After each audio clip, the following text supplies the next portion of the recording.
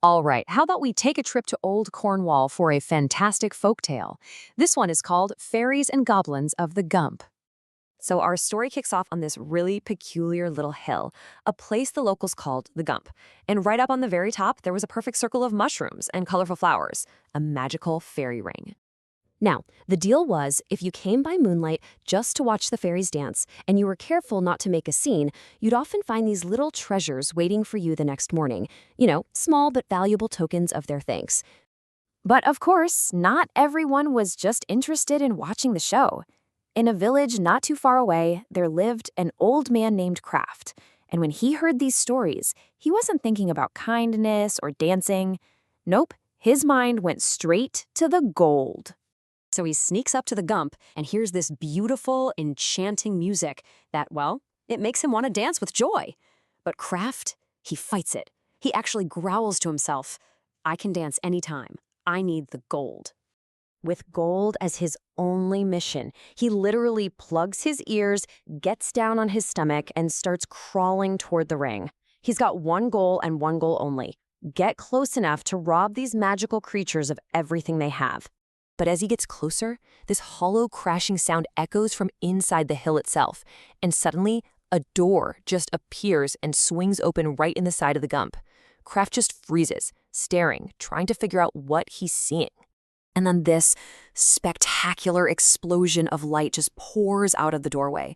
It's this incredible rainbow of strobing colors that lights up the entire hill, making every single blade of grass shine like a tiny little lantern. And the first to come out? A whole band of tiny, lumpy-faced goblins, just screeching with absolute joy. And they're armed with the strangest weapons you can imagine. Tiny spears, tiny swords, and even tweezers. Following right behind the goblins, you get this grand fairy procession. I mean, it's the whole shebang. There are musicians playing that beautiful tune, soldiers with flowing banners, and servants carrying all kinds of incredible things. And Kraft's eyes, well, they just go wide. He sees bowls made of pure silver and gold, and these amazing goblets carved out of enormous, glittering diamonds, rubies, and emeralds. This is exactly what he came for. And then comes the food. You've got platters piled high with steaming meats, pastries just dripping with frosting, and fruits so perfectly bright and colorful they almost look like they're glowing from the inside. The servants are moving fast, setting up these beautiful mahogany tables and velvet chairs right in the middle of the fairy ring. They lay out a feast so magnificent it would make any human king totally jealous. And finally, the guests of honor show up. Carried in on these elaborate thrones made of gold and jewels, it's the king and queen of Fairyland. They wave to everyone and take their seats right at the head of the table.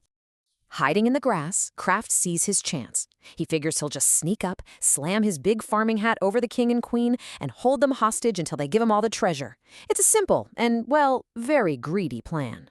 So he creeps closer, gets right behind them, and then, with a triumphant shout of, "Ha!" he lunges forward, swinging that hat down toward the unsuspecting king and queen. But just as he's about to bring the hat down, whack! It smacked clean out of his hand. In that exact same instant, something zips past his head, buzzing just like an arrow. The flying fairy guards are on him. He tries to swat them away, but he realizes he can't really move his arms. So he looks down, and what does he see? Dozens of goblins have surrounded his feet, and they're all pulling tight on these nearly invisible ropes made of spider silk.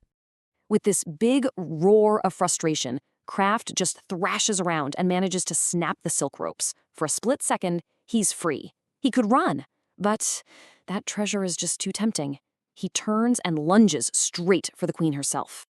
Oh, he doesn't get very far. Instantly, he's tripped up again. And this time, the entire army of fairies and goblins just swarms him. He's getting poked with tiny swords, pinched mercilessly with those tweezers, until he is just completely overwhelmed and tied up from head to toe. They tie him so tightly he can't move a single muscle, and they actually steek the spider silk threads into the ground with iron nails. And get this, one of the goblins even manages to lasso his tongue so he can't yell for help anymore. And as Kraft is lying there completely helpless, the goblins are dancing around him, poking and pinching him, all while chanting this little rhyme. Big clumsy giant tried to steal. Old greedy man, he messed with our meal. We'll be gone before the sun. Away, away, it's time to run. And just as the sun starts to peek over the horizon, all the goblins scatter. They vanish back through that door in the hill, which closes and disappears without a single trace, leaving Kraft all alone on the grass. Well, later that morning, some villagers find him all tied up on the Gump, but as they get closer, the first real rays of sunlight hit the spider silk, and the magical ropes just melt away into tiny little drops of morning dew. Kraft just stands up, sore and totally defeated. He doesn't say a single word to the villagers. For all of his planning, all of his greed, the only things he took home from the Gump that night were about 100 little pokes and bruises. And you can bet he never went near that fairy ring again.